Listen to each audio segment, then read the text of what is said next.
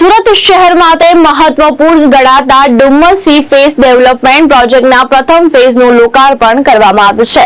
કેન્દ્રીય મંત્રી સી.આર. પાટીલના હસ્તે આ પ્રોજેક્ટનું લોકાર્પણ થયું હતું। સુરત શહેરના વિકાસ માટે મહત્વપૂર્ણ ગણાતા ડુમ્મસ સી ફેસ ડેવલપમેન્ટ પ્રોજેક્ટના ફેઝ 1 નું ભવ્ય લોકાર્પણ કરવામાં આવ્યું છે। આ લોકાર્પણ કેન્દ્રીય મંત્રી સી.આર. પાટીલના હસ્તે કરવામાં આવ્યું હતું।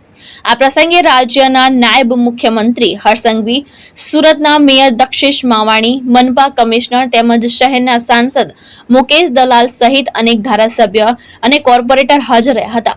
આ પ્રોજેક્ટ હેઠળ આશરે 673 કરોડ રૂપિયાના વિવિધ વિકાસ કાર્યોનું લોકાર્પણ કરવામાં આવ્યું છે અને સાથે જ 247.80 કરોડ રૂપિયાના ખર્ચે થનારા નવા પ્રકલ્પો અને CSR હેઠળના પ્રોજેક્ટનું ખાતમુહૂર્ત પણ કરવામાં આવ્યું છે।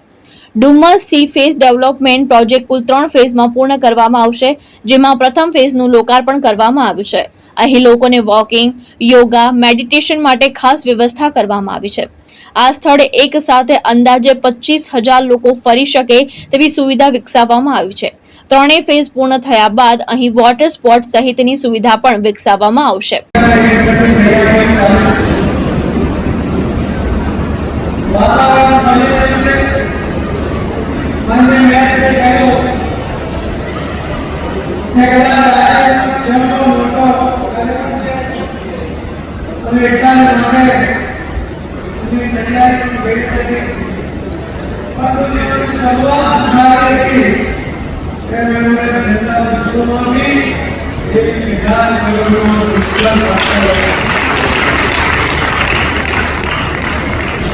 જે વિવિધતા સાથે સુરત શહેરનું ડેવલપમેન્ટ કર્યું છે એની કલ્પના કદાચ બીજું કોઈ શહેર કરી શકશે નહીં અને એની સાથે સરકારની કરવા માટેનો પ્રયત્ન પણ એ ક્યારે નહીં કરી શકે।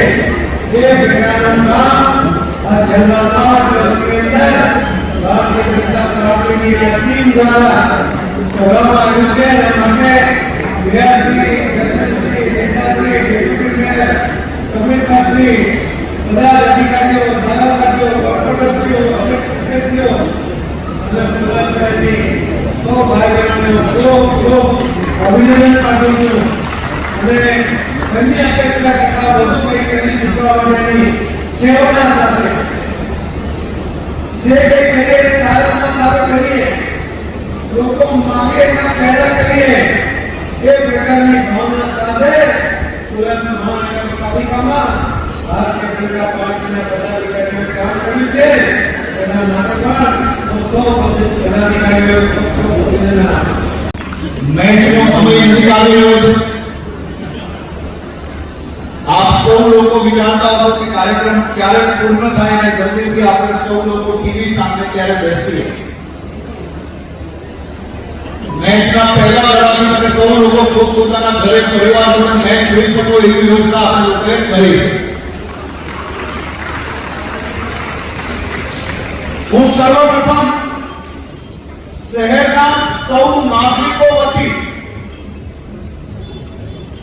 સુરત મહાનગરપાલિકાની ટીમ સુરતને આ ઐતિહાસિક 5 વર્ષના બદલ હું આપ સૌ લોકોને ખૂબ ખૂબ અભિનંદન આપું।